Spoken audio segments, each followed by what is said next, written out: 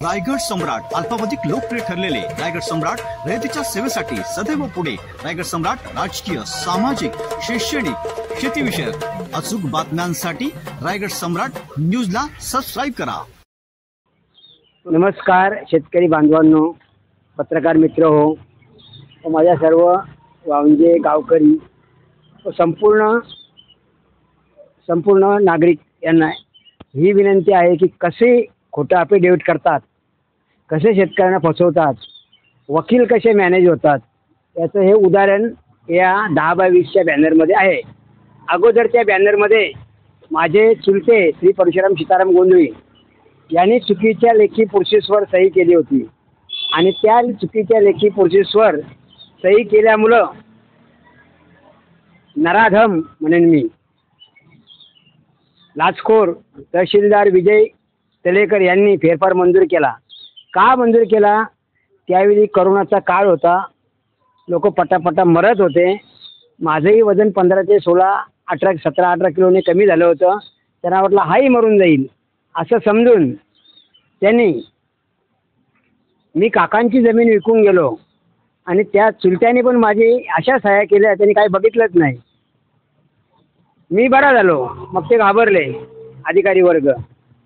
त्यांनी फेरफार तर मंजूर केला. कुणी? विजय तलेकर यांनी 9/12/2021चा न्याय निर्णय देऊन हक्क नोंद केस का तक्रार केस क्रमांक 93/2023 ने मंजूर करून श्री परशुराम सीताराम गोंधळी यांची रजिस्टर वाटणीपत्राची जमीन 17.70 1 गुंठा वर्कस 0.65 फूट खळबा ही जमीन तर नावावर झाली, पण मी बरा झाल्यामुळे ते घाबरले.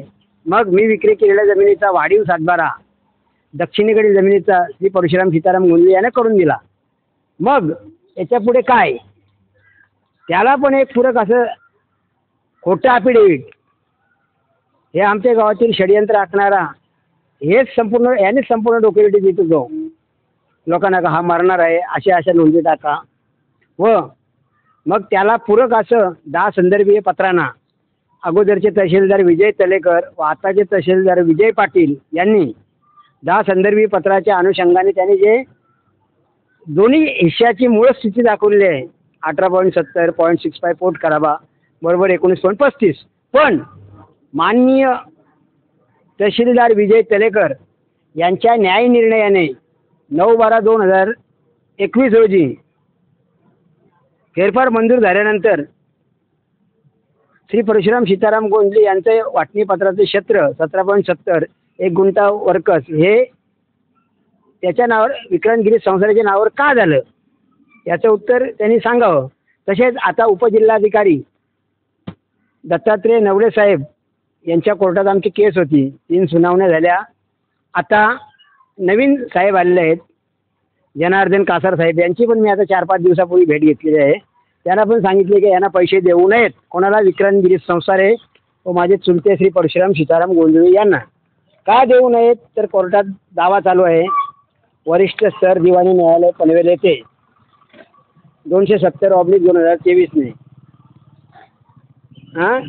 बऱ्याच सुनावण्या झालेल्या आहेत. आता 4-5 सुनावणीला त्याचे वकील कोणी हजर राहिले नाहीत. तरीही माझे वकील आदरणीय तांबले साहेब हे ऑब्जेक्शन घेत नाहीत. तर त्यांना मी तसं सांगितलेलं आहे. त्यांना 8 पाणीचा हे केला का तुम्ही जर ना केलं तर मी स्वतःच केस लढणार आहे.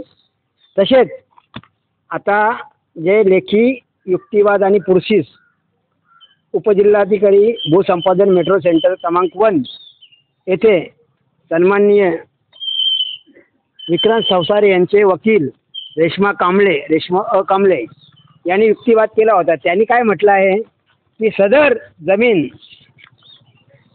पॅरेग्राफ 3 वर 19/11/2019 वचनचिठ्ठी करार नावाप्रमाणे मान्य केले होते. कुणी? मी द्यायचे तसं, आणि संपूर्ण हिश्श्याचे पैसे भेटलेले आहेत असं त्यांचं म्हणणं आहे. पण रेश्मा मॅडम यांना माझं म्हणणं आहे की तुम्हीच आता केस लढा, मीच स्वतः लढणार आहे. कारण त्यांनी काय म्हटलेलं आहे का सदर जमीन दस्त 25/26 फेरफारने, आणि त्यांनी उल्लेखसुद्धा केलेला आहे त्याप्रमाणे सदरची बाबी खरी असून फेरफार 25/26 घडलेला आहे.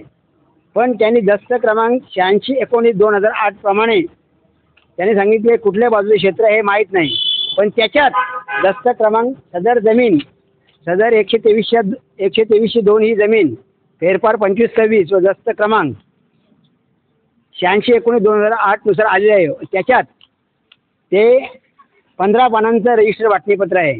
त्याच्यात पान नंबर 11-15 वर रजिस्टर वाटणीपत्राचा नकाशा आहे. व त्याच्यात 11-15 वर काय दक्षिणेकडील विक्री क्षेत्र लाल रंगाने रंगवलेलं आहे. हा जर संदर्भ घेतला असता तर बरोबर झाला असता, पण कुठेतरी मी मरणार आहे, करोनाचा काल होता, लोकही मरत होते पटापट, त्याला हाही मरणार आहे असं समजून मला हे वाईट वाटतं की माझ्या घरच्या माणसाने असं करायला नको होतं.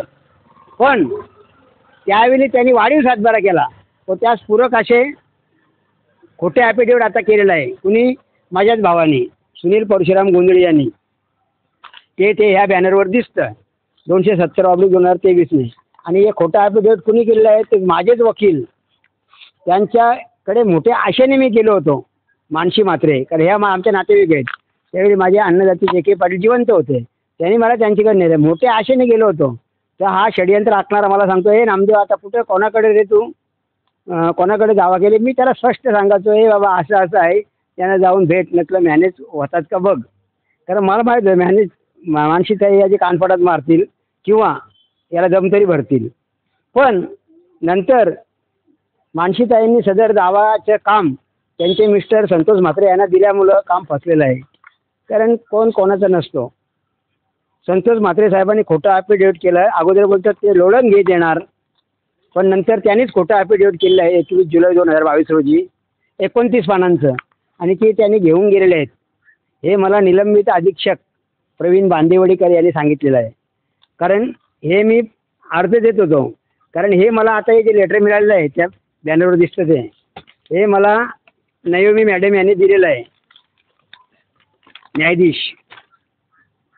माझा अर्ज 13/2/25 रोजीचा 6 पानी व 30/1/2025 रोजीचा 12 पानी अर्जाच्या अनुषंगाने मला ते जावक क्रमांक 313 सन 2025 दिवाणी न्यायालय वरिष्ठ स्तर न्यायाधीश साहेब यांच्या सहीचं पत्र मिळलं आहे. आणि त्यांनी कुणी केलेलं आहे का?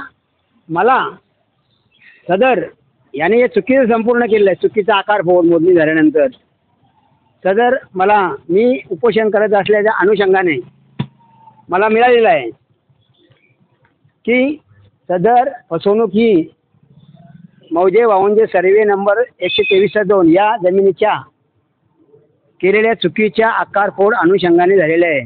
कारण काय, माझ्या जमिनीतून त्याला 14 गुंठ्याचे पैसे मिळत होते, पण आता जे आकारफोड केले 21/9/2020 रोजी त्यानुसार त्याला फक्त 7च गुंठ्याचे पैसे मिळतात. कोणाला? विक्रांतगिरी संसार आहे.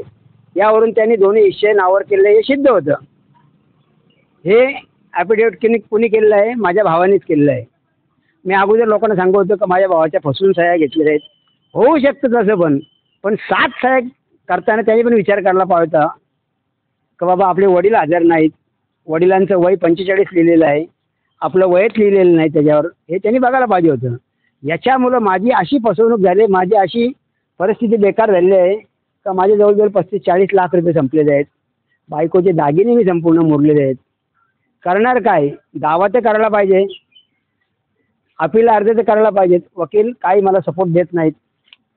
म्हणून चांबले साहेबांना आता सांगितलं मी, ते वकील तर येत नाहीत आपल्या हे करायला. 4-5 हे झाल्या, 4-5 सुनावण्या झाल्या तर ते आलेच नाही. म्हणून त्या चांबले साहेबांना मला सांगणं आहे की तुम्ही या नुसती सही करा, बाकीचा मी बघतो आता. कारण काय तर जे मागणी केलेलं आहे 4-5 महिन्यापूर्वी ते कागदपत्र देत नाहीत. आणि ते जे आर पाटलांचे मित्र आहेत चांगले. आता जे आर पाटील साहेबांचा वाढदिवस आहे, ते पण बॅनर लागणार आहेत. तर चुकीचा आकारफोड मागितलेला आहे आम्ही. रजिस्टर वाटणीपत्राचा पान नंबर 25/39 वर लावलेला नकाशा त्यांनी द्यायचा आहे, ते पण देत नाहीत ते. त्यांच्याकडे काय द्यायसारखं नाहीत. त्यांनी बेकायदेशीर नकाशा जोडलेला आहे 20/11/2019 रोजीचा, आणि मी काकांची जमीन विक्री केलेलं आहे असं त्यांनी केलेलं होतं. तसंच मी 38 गुंठ्याचे पैसे घेतले असं दाखवून तलाठी खोटा रिपोर्ट 25/1/2021 रोजीचा मंडळ अधिकाऱ्यांनी नोंदच न घेतली. फक्त 6ची नोंद, 6ला नोंद न घेता ती दाखवली, ती टाकली आहे असं फक्त नमूद आहे. म्हणून त्याच्यावर सरकारी कागदपत्रामध्ये बेकायदेशीर बदल व खोट्या तक्रार केसेसच्या अनुषंगाने त्यांच्यावर गुन्हा नोंद करावा गजानन घाडगे साहेबांनी ही मानव विनंती आहे. कारण मी सन्माननीय मुख्यमंत्री देवेंद्रजी फडणवीस हेच आता गृहमंत्री आहेत, त्यांना मी आता 12 पाने अर्ज केलेला आहे, माहिती अधिकारी टाकलेला आहे.